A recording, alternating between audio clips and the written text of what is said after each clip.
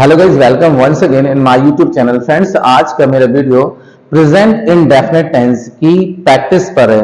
Practice return में होगी। आज एक पैराग्राफ मैंने प्रेजेंट इंडेफिनिट टेंस पे लिखा हुआ है और उसको हम ट्रांसलेट करके बताएंगे कि प्रेजेंट इंडेफिनिट टेंस का कैसे यूज होता है। और वो सेंटेंस जब पैराग्राफ को हम ट्रांसलेट करेंगे तो उसमें सारे सेंटेंस आपको क्लियर करेंगे, कहाँ प्रेपोजिशन है, कहाँ पे जीरेंड है, कहाँ इन्फिनेटिव है, ये आपको पूरा क्लियर करेंगे। लेकिन प्रैक्टिस के जो सेंटेंसेस लिखे हुए हैं पैराग्राफ, वो प्रेजेंट इंडेफिनिट टेंस पर मोस्टली सेंटेंस है।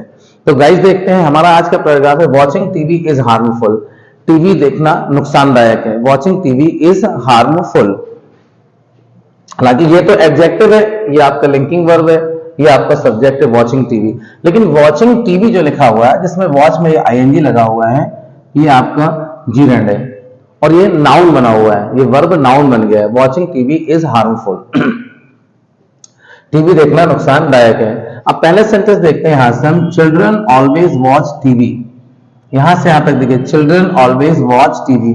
ये चिल्ड्रन आपका सब्जेक्ट है, ऑलवेज आपका एडवर्ब है, वॉच आपका वर्ब है। ये सब्जेक्ट है, ये आपका एडवर्ब है और ये आपका वर्ब है। बोला चिल्ड्रन ऑलवेज वॉच, बच्चे हमेशा देखते हैं। क्या देखते हैं? टीवी। ये आपका ऑब्जेक्ट है। Children always watch TV. Sitting, बैठकर, फिर जीरन आया, वर्ब के फर्स्ट फॉर्म में आईएनजी लगा है।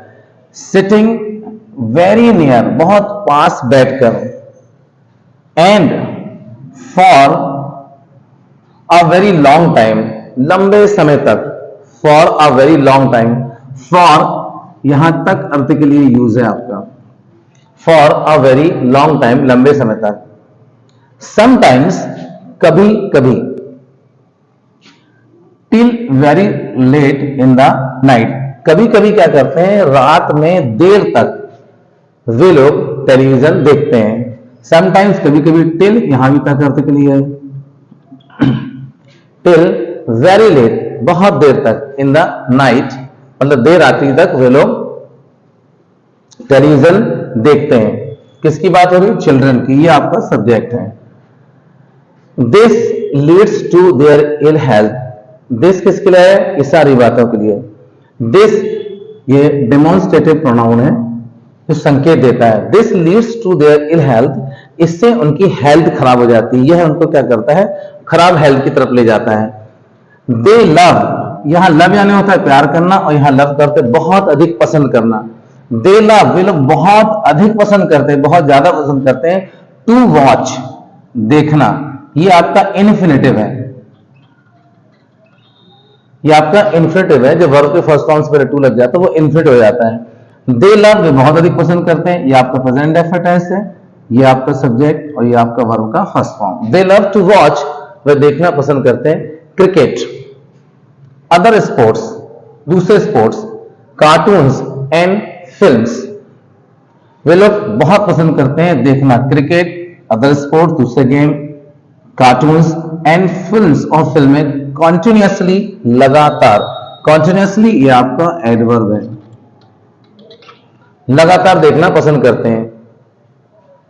दे सो, ये आपका दे सब्जेक्ट है और ये आपका वर्ब का फर्स्ट फॉर्म है। प्रेजेंट इंडेफिनिट है। दे सो, वो दिखाते हैं। लिटिल, ये आपका डिटर्मिनर्स है, ये आपका डिटर्मिनर्स है। दे सो, वो दिखाते हैं। लिटिल, थोड़ा। इंटरेस्ट, रुचि, मतलब थोड़ी रुचि दिखाते हैं। ये आया आपका इन, ये आपका प्रेपोजिशन है। दे सो, वो दिखाते हैं। लिटिल इंटरेस्ट, थोड़ी रुचि। In informative and educative programmes. Informative, ज्ञानवर्धक, जो ज्ञान से भरे हुए होते हैं, ये एडजेक्टिव है। एजुकेटिव भी एडजेक्टिव है, ठीक है। मतलब शिक्षा से संबंधित ज्ञानवर्धक प्रोग्राम्स को वे लोग कम इंटरेस्ट से देखते हैं। दे सो लिटिल इंटरेस्ट, वे थोड़ा सा इंटरेस्ट दिखाते हैं इन इंफॉर्मेटिव एंड एजुकेटिव प्रोग्राम्स। फिर they forget, they forget. They forget जो है ये आपका दे सब्जेक्ट है और फॉरगेट आपका वर्ब का फर्स्ट फॉर्म। ये प्रेजेंट इंडेफिनिट टेंस का फर्स्ट फॉर्मूला है। दे फॉरगेट, वे भूल जाते हैं। टू पे अटेंशन, इस पे अटेंशन से पहले टू लगा है, ये आपका इन्फिनेटिव है। They forget to pay attention. वे ध्यान देना भूल जाते हैं, टू देयर स्टडीज अपनी पढ़ाई के तरफ, and other household jobs और जो उनको जो अदर घरेलू काम होते हैं उस तरफ ध्यान देना वे लोग भूल जाते हैं।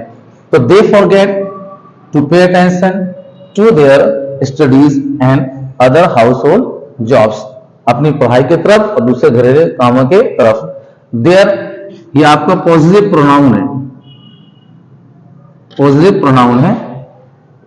There study and other household jobs.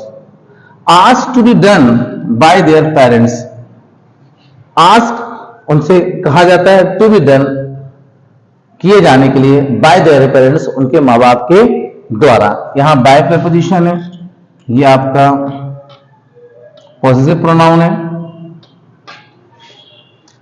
और टू बी डन ये आपका पैसिव वॉइस है। आस्क टू बी डन उनसे कहा जाता है, टू बी डन करे जाने के लिए, बाय देयर पेरेंट्स उनके पेरेंट्स के द्वारा। समटाइम्स कभी कभी, ये भी एडवर्ब ऑफ टाइम है, एडवर्ब ऑफ टाइम। समटाइम्स कभी कभी, देयर पेरेंट्स उनके जो पेरेंट्स होते हैं, स्कूल देम उनको डांट देते हैं। Sometime their parents school them, कभी कभी उनके पेरेंट्स उनको डांट देते हैं। फॉर दिस इसके लिए, ये के लिए अर्थ के लिए आपका प्रेपोजिशन है फॉर। फॉर दिस इसके लिए, मोस्ट ऑफ द पेरेंट्स अधिकतर पेरेंट्स वार्न देम उनको चेतावनी देते हैं, टू कीप अवे दूर रहने के लिए, फ्रॉम वॉचिंग देखने से, टीवी को, फॉर लॉन्ग अवर्स लंबे समय तक, यहां फॉर करते हैं तक। As it is very harmful to them, क्योंकि यह जो इनके लिए बहुत नुकसानदायक है। एज यहां एज ए कंजंक्शन है, क्योंकि अर्थ के लिए as, it is very harmful बहुत ही नुकसानदायक है, ये आपका एडजेक्टिव है। टू देम उनके लिए, तो ये आपका ऑब्जेक्टिव प्रोनाउन है। तो गाइस ये पूरे सेंटेंसेस हमने आपको एक्सप्लेन किया, ये सारे सेंटेंस प्रेजेंट इंडेफिनिट टेंस पर हैं, और एक सेंटेंस पैसिव वॉइस का है। सारी बातें यहां आपका प्रेपोजिशन, कंजंक्शन, ऑब्जेक्ट, सब्जेक्ट, ये हमने सेंटेंस में आपको पैराग्राफ में बिल्कुल क्लियर कर दिया है। तो गाइस अगर आपको मेरा वीडियो अच्छा लगा तो इसे लाइक कीजिए, सब्सक्राइब कीजिए, दूसरों तक शेयर कीजिए। Thank you for watching this.